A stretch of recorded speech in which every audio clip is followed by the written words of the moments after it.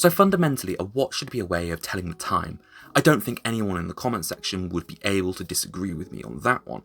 While of course these have other meanings as well, a way of flexing wealth, a fashion accessory, or a means to indulge in nostalgia, their ability to tell the time is core to their reason for being in our lives. While the need for a mechanical watch to tell the time may have been reduced with smartphones, smartwatches, and clocks appearing on everything, watches still need to be accurate to justify their existence. For a large portion of the watch community, the accuracy of a movement is often a major consideration for their purchasing decisions. A watch's ability to keep near perfect time is, after all, a measure of the craftsmanship and engineering that has gone into it. Whereas for other buyers, it may simply be an "it's accurate enough" approach. You'll fall somewhere on the spectrum or outside of these two with very firm requirements.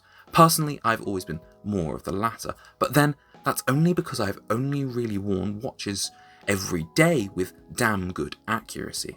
So, as a child, digital watches, a teenager, an EcoDrive, and then once leaving university, my Black Bay GMT.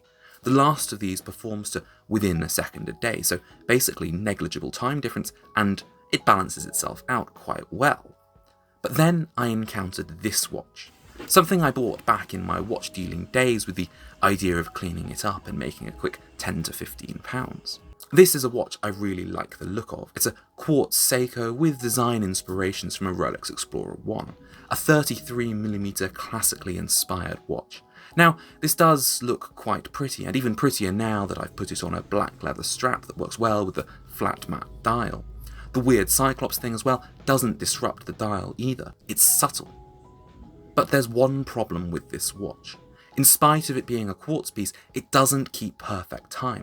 I've cleaned the movement, replaced the battery, checked we've got the right battery in there, but the movement is on its way out, and that means over a day it loses 3 or 4 minutes, which isn't really tenable, and it's annoying because it no longer fulfills its function as a timekeeping device. Worse still, it seems rather inexcusable because it's a quartz watch and should perform perfectly. This is a breach of one of the core philosophies of Bauhaus design. Now, in the watch world, interior design, and even in the car world, people like to mention Bauhaus design, but I don't think they've ever sat down and put thought into what this actually means. It's just a pseudo-intellectual thing that many critics want to say. The Bauhaus movement was a groundbreaking school of art, design, and architecture founded in 1919 by Walter Gropius in Weimar, Germany. It sought to unify art, craft, and technology, rejecting traditional artistic elitism in favour of functional, mass-producible design. First, Bauhaus laid out that form must follow function. Design should be simple, functional, and free of unnecessary ornamentation. Second would be for minimalism, so clean lines, geometric shapes, and they would have to focus on the essentials first. It would also bring the unity of art and technology, combining craftsmanship with modern industrial techniques.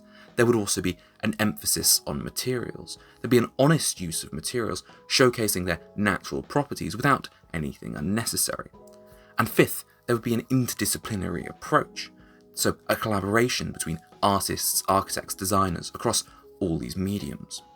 There are many different icons of the Bauhaus movement. There's the Wasley chair in 1925 by Marcel Breuer, one of the first chairs to use bent tubular steel inspired by bicycle frames. It embodies Bauhaus principles with its functional, lightweight, and mass-producible design while maintaining a striking minimalistic aesthetic. The Dessau Bauhaus School is a perfect example of Bauhaus architecture, featuring asymmetrical design, flat roofs, large glass windows, and open spaces. It prioritized function and modern materials, and it's produced these clean geometric forms. There's also Marianne Brandt's tea infuser, a minimalistic geometric metal tea infuser, and this demonstrated Bauhaus' commitment to functional, everyday objects that still were precise and had an air of elegance to them. In the watch world, people claim that a Bauhaus design comes from Nomos, Junghans, or Braun. They're simple, easy-to-read, time-only watches.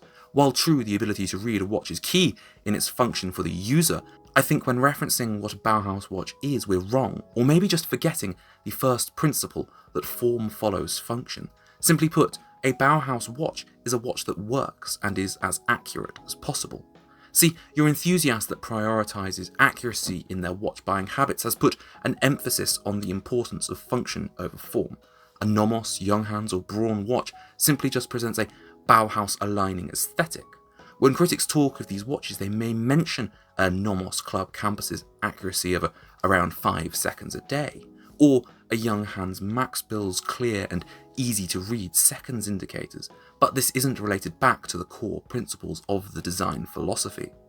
I think the consideration of if a watch is truly Bauhaus or not needs to come beneath this surface level understanding. I'd argue that many a Grand Seiko spring drive is as minimalistic looking as your genre of Bauhaus watches. While the detailed dials on a snowflake may be unnecessary, the materials beneath the surface are what matter. The rest of the range is as minimal but represents a much greater combination of craftsmanship and modern industrial techniques than we'd get from your German brands. With Zaratsu polishing, an emphasis is of course placed on materials. However, then we also need to consider the use of the watch. Form needs to follow the function of a watch under a Bauhaus influence. But what if the required function is to be a luxury item to flex one's wealth, while the materials and designs need to match this? There's a lot more nuance that could be explored here, sure. I think the reality is that all watches, as they're designed to perform a function, are inherently Bauhaus. It's not just Nomos, Junghans and Braun's domain. The legacy of Bauhaus in the watch world, at least, isn't that a watch needs to be minimalistic and pared back, but instead it needs to match its intended use. See, that's why people find an expensive Hublot with an Etta movement inside so annoying. The lambastic, ostentatious aesthetic is not equally represented in the final watch. That's equally annoying as this Seiko, a watch that's meant to be simple and accurate, but just doesn't tell the time accurately. This is because the real legacy of Bauhaus is that design needs to work. Thanks for watching today's video to the end. What watches do you have that annoy you? Is there a real Bauhaus watch? Let me know your thoughts below. Special thanks to my channel supporter, Dr. Kevin Moore. If you want to help the channel out, do please consider becoming a member, or if not, do please like, comment and subscribe. See you next time.